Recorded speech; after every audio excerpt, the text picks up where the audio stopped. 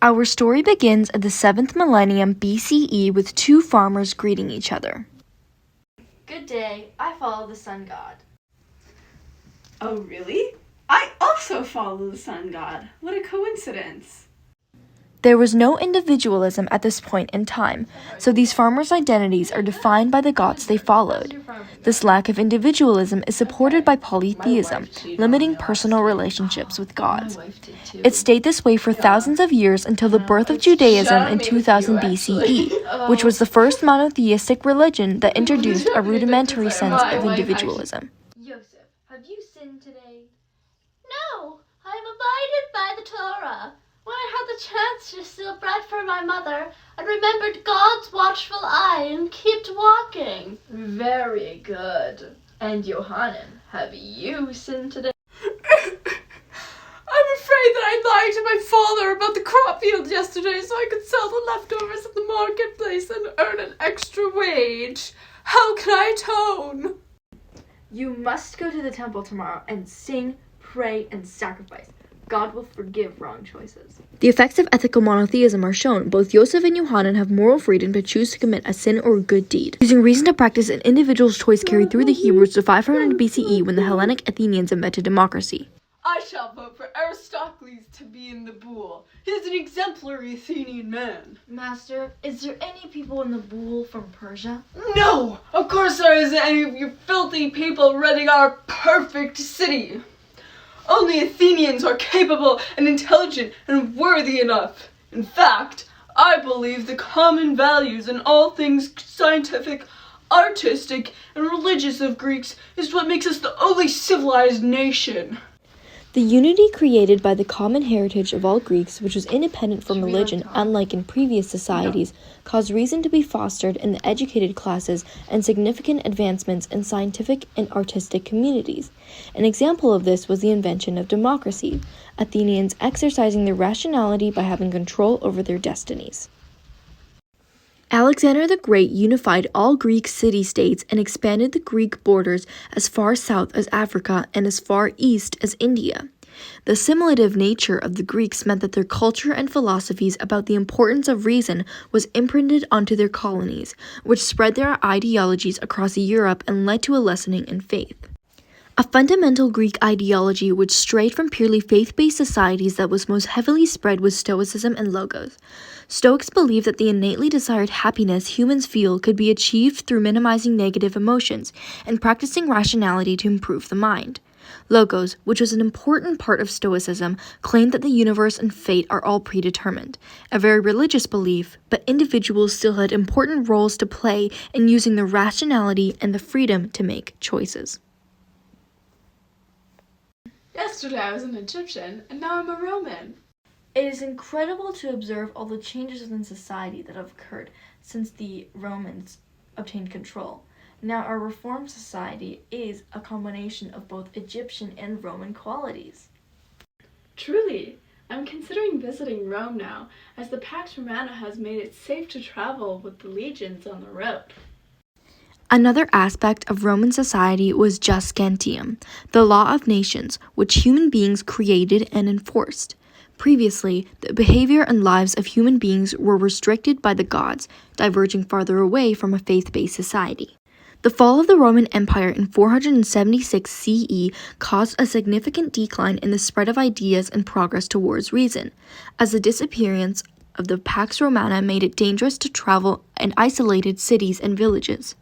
In the dismal times where survival was people's priority, the Roman Catholic Church, which was the only surviving institution of the empire, became a ray of hope for the people by offering them peace, happiness, and rest from their hard mortal life in heaven. The Roman Empire may have collapsed, but the ideologies spread throughout the world due to their way of life thrived. Christianity, the spread of which was aided by the Pax Romana, is an ethical monotheistic religion which emphasizes a personal bond with God and highlights individualism. The Middle Ages of Europe, which were entirely controlled through Christianity and the Church by the monarchs of each country receiving their legitimacy from the divine right. God has declared you king! God bless! My first proclamation as king is to give fiefs to my nobility in return for your loyalty so I can control my country. You will also gather a military for me so we can defend my land from invasions. Yes, my liege. We will divide the large fiefs up into feuds and employ the knights to control the serfs. But the people will want protection from invasions in exchange for their crops.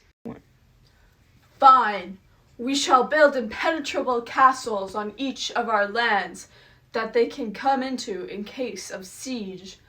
You brave warriors shall fight for the entire country's protection. Oh man, What is it? I've committed the most terrible of sins. Surely God will never let me into heaven now. Why, pish posh. You're a rich man. All you have to do is pay for an indulgence from the church and all will be forgiven. You can even pay for your relatives, dead or alive, and have to have their sins written off. That's what I did with my mother. Perfect. I shall do that immediately. Here's 500 gold marks to erase my sins. I cannot help but find the irony in that I am performing my duties as a member of the church, yet feel I am committing a sin. How could the archbishops and the pope lie to the people? I have scoured the Bible for days on end, yet have not found a single thing relating to indulgences. The church has gone against the word of God, and so I have lost faith in the church.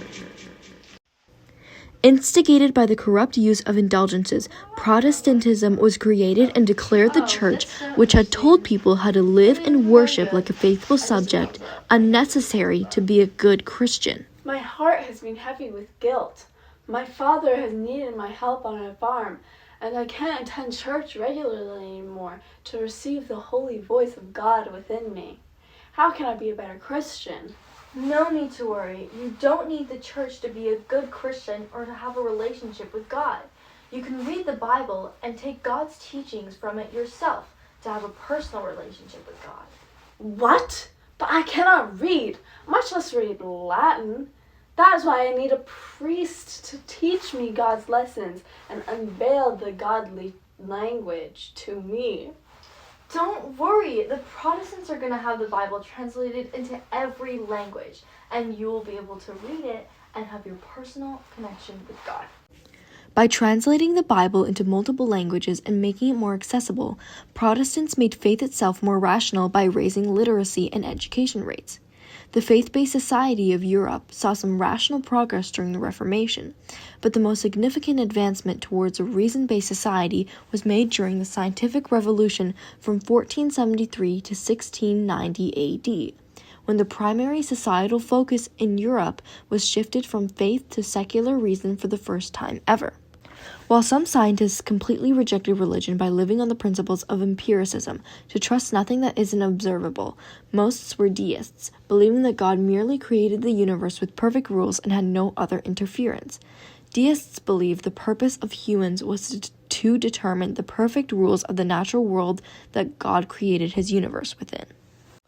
However, this development mainly existed in the upper classes, as the lower classes' main focus was essentially survival, without the privilege of time and the ability to explore science.